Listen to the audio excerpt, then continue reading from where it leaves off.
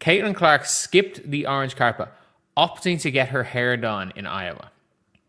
Look, I'll put my hand, but at the end of the day, this network is done.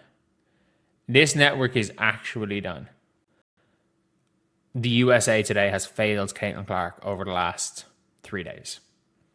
Like, not in a journalist level.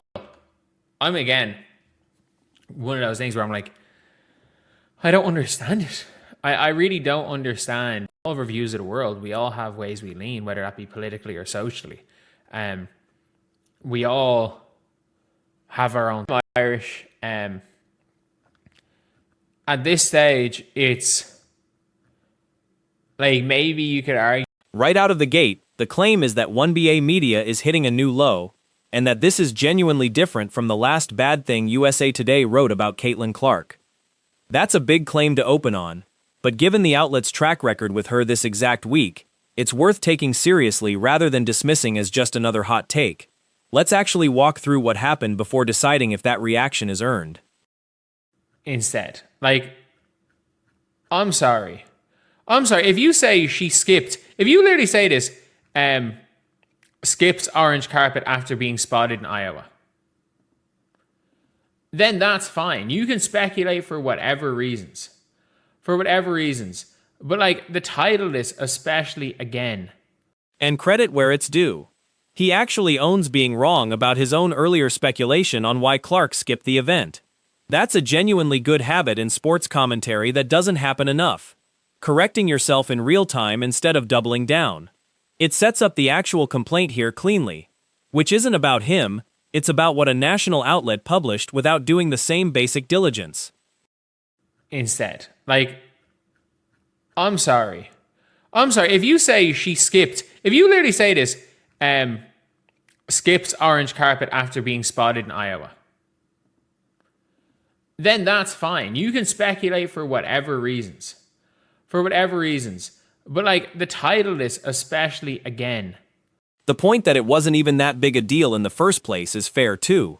Somewhere around 21 to 23 All-Stars weren't at the orange carpet either, so singling out one specific absence for a headline was already a choice, regardless of the reason behind it.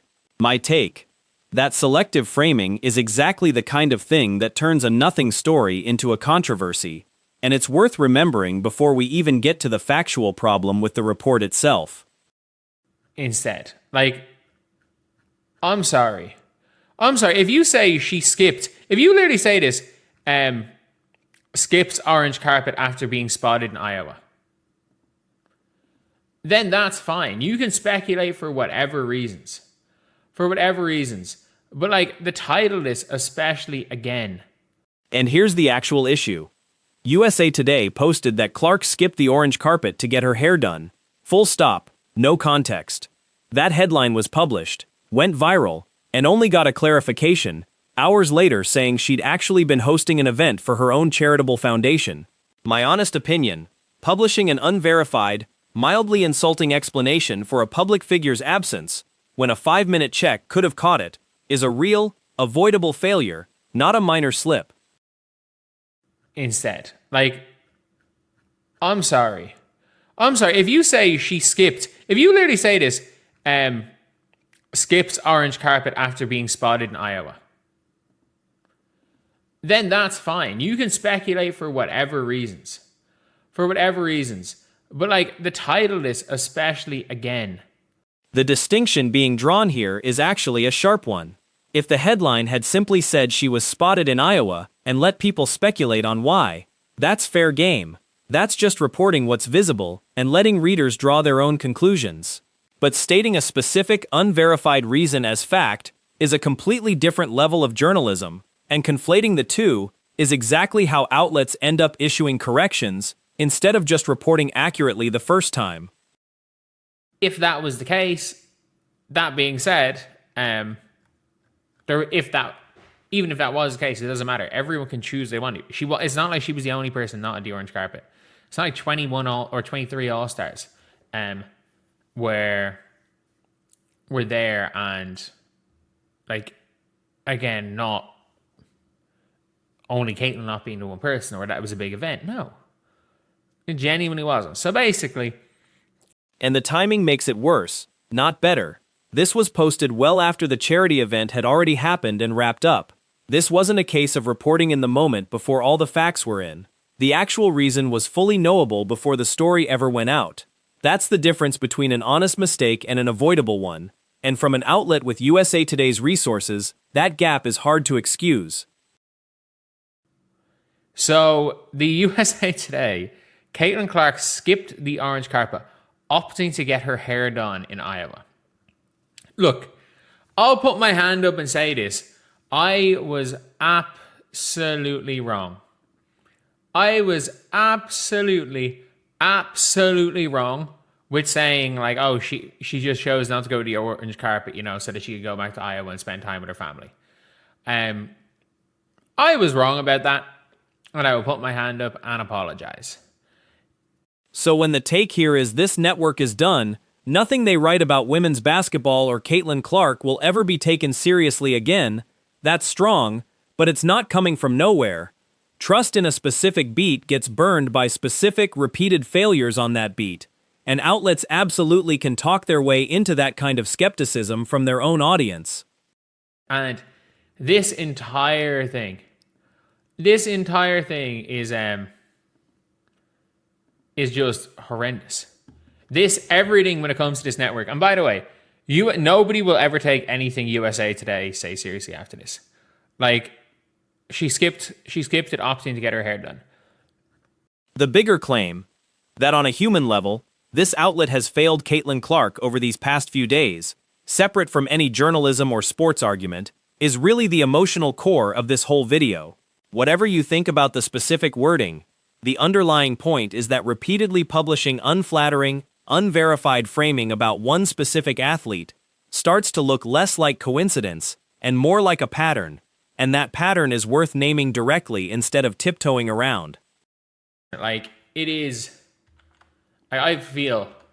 I'm, again, one of those things where I'm like, I don't understand it. I really don't understand being so against somebody, but then at the same time I kind of do, because let's be real. This next point is genuinely one of the more interesting cultural observations in the whole video. That criticizing Caitlin Clark has, for some corners of the internet, become treated as a kind of social signal rather than an actual basketball opinion. That's a real phenomenon worth sitting with. When disliking one specific athlete gets treated as a value statement instead of a sports take, the coverage of that athlete stops being about basketball at all, and that's a legitimate media criticism regardless of your personal opinion of Clark herself.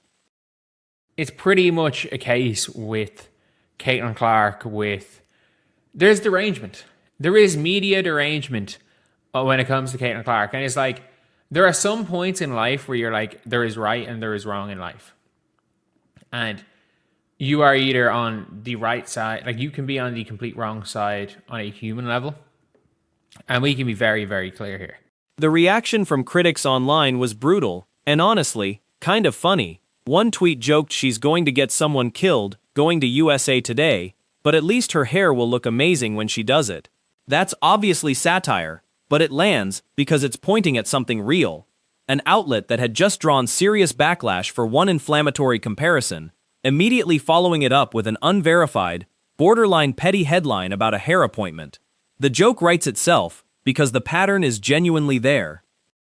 Say what they want, but when you very clearly, which seems to be happening to all the sports writers that covered WNBA at USA Today, when you very clearly don't care about the basketball side of it and you only care about the social justice side of it, and you found your victim and you want to just go at that person and at that person and at that person, like, you're not going to get away with that. You can't get away with that anymore. And this next observation deserves real scrutiny too. The claim that a chunk of the WNBA beat at this outlet skews heavily towards social commentary over basketball coverage. That's a legitimate media criticism worth engaging seriously. Readers coming for game analysis and instead consistently getting op-ed style framing is a real complaint across sports journalism generally, not something unique to this one athlete or outlet, even if this video is focused specifically here. I'm Irish. I'm Irish. At this stage, it's like maybe you could argue that there's naivety to my opinion that right is right and wrong is wrong, and that trying to be a good person isn't enough. Like, but I don't know. I don't know.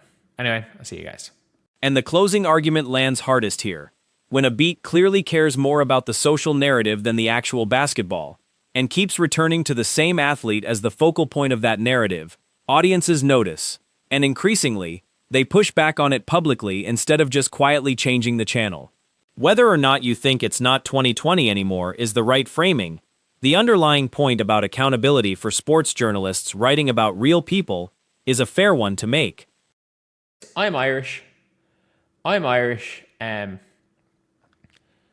At this stage, it's like maybe you could argue that there's naivety to my opinion that right is right and wrong is wrong, and that trying to be a good person isn't enough.